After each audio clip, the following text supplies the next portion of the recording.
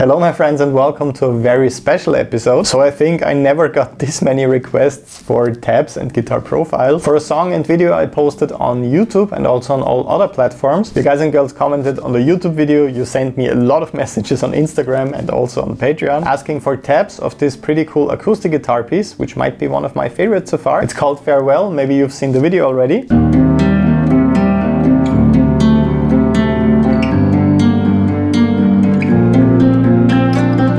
So since there were so many requests for this, I just wanted to go one step further this week and not only share the tabs and guitar profiles with you, I also want to talk a little bit about this composition, not only to help you with playing it, I also want you to understand some interesting technique and theory twists that are actually hidden in there, so that you hopefully can use these concepts for your next song. But since that acoustic guitar is obviously broken now, I have to show it to you on electric guitar. I hope that's okay. The song is originally recorded in D standard tuning, so I was tuning my acoustic guitar one whole step down. It just had a more haunting and more epic sound to it, I guess. I'm gonna show it to you in standard tuning right now. So if you want to play along to the original recording, just tune your guitar down one whole step. But as always, you can also just play along to the guitar profile and simply change the tuning of the guitar in that one. So let's start with the intro. Overall, for the entire song actually, you won't really be needing a pick. So I was using my fingers for finger picking. You will mainly need your thumb, your index finger, your middle finger and your ring finger. Pinky finger not so much. So in the intro you have a super simple voicing, and actually one of my favorite voicings for an F major 7th chord. I'm just playing the root, the major 3rd and the major 7th. The bare minimum I could play for this chord. And as you can hear, I'm not including the perfect 5th in there. That would be in any other, I guess, major 7th voicing, in the more popular ones. Simply because it's kind of the least interesting note in that context. And the reason why I'm using 7th chords for most of my acoustic guitar compositions is not really because I like the jazzy kind of sound. I guess that's the sound that's mostly associated with 7th chord. It's because there's a lot of dissonance between the root and the major 7th in this case. So F and E. So when you only play those two notes, it sounds pretty terrible actually. But with the major 3rd in there, you get this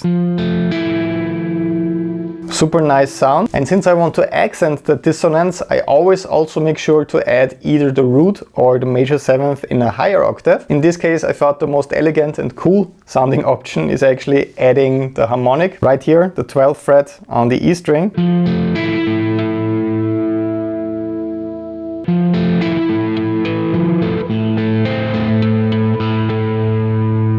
So harmonically the intro is actually quite simple. You just have F major 7, then I go to A minor, back to F, and then up to G major, and you always have those little harmonic fills in between.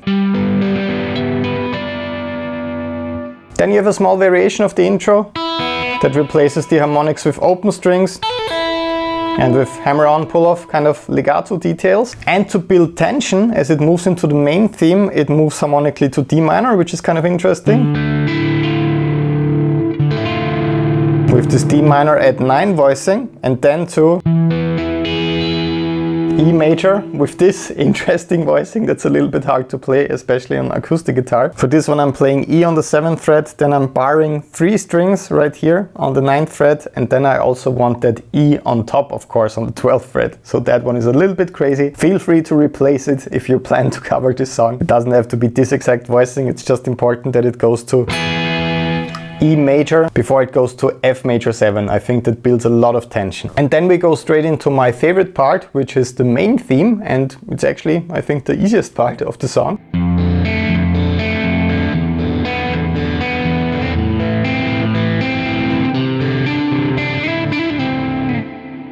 It sounds even better on acoustic guitar, of course, and also tuned one whole step down. Sounds a little bit more epic. First of all, what I really like here, and what's kind of unusual, I guess, is the major 6th interval, so F and D, especially this low. It sounds very, very interesting and dramatic. And so that I don't have to stretch this far and I can also add another note on top, I'm just using the open D string for this. That sounds really cool. And I'm also adding A on top. That's a really cool voicing, in my opinion, super simple one. And then I simply had the idea of just playing an ascending melody on the G string.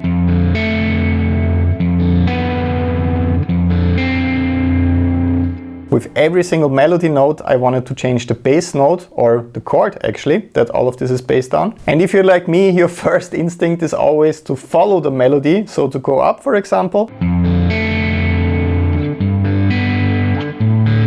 and so on. That sounds nice, but I often find it much more interesting to go in the opposite direction with the bass notes or with the chords. So I started going from F to E as the melody moves from A to B.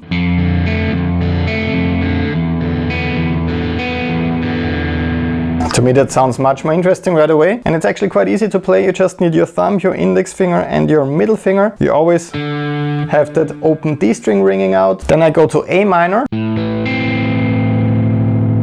and the melody note is C right here. So just A, C and E, super basic minor voicing, but sounds really nice. Then a bit of a stretch for C major, and what's interesting right here is that you have C and then the open D string, so you have the major second or ninth, which is one of my favorite intervals, as you know by now. Then just a nice little detail with the hammer-ons and pull-offs.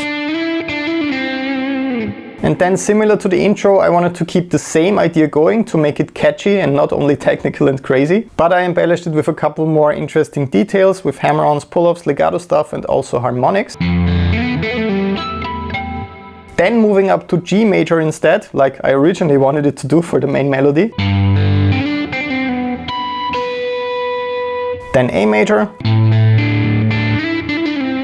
Interesting with D right here, which is the perfect fourth. It's also something you don't hear too often in chord voicings like this. And at the end, simply a bass movement from B to C, and with some harmonics added to it to make it a bit more interesting. So if you don't want to learn this full song, it's perfectly okay, but I really recommend studying these two parts, so the intro and the main theme, because I think they're quite interesting when it comes to finger picking a bit, and also when it comes to chords and melody. When I was studying jazz at the conservatory, this style of playing was always referred to as chord melody playing, because in this case you're a solo instrumentalist, you're playing your chords and your melody pretty much at the same time. So with most of the song, except for the guitar solo, there's just one guitar track, and composing things like this is an awesome challenge for me, so being two guitar players at once basically. And I think studying and practicing the intro and the main theme of this song is a great way of not only mastering the mechanics of that kind of finger picking and playing approach, also for understanding how I compose this chord melody type of stuff. Have fun giving it a try. I will see you again very soon. Have an awesome weekend and bye bye.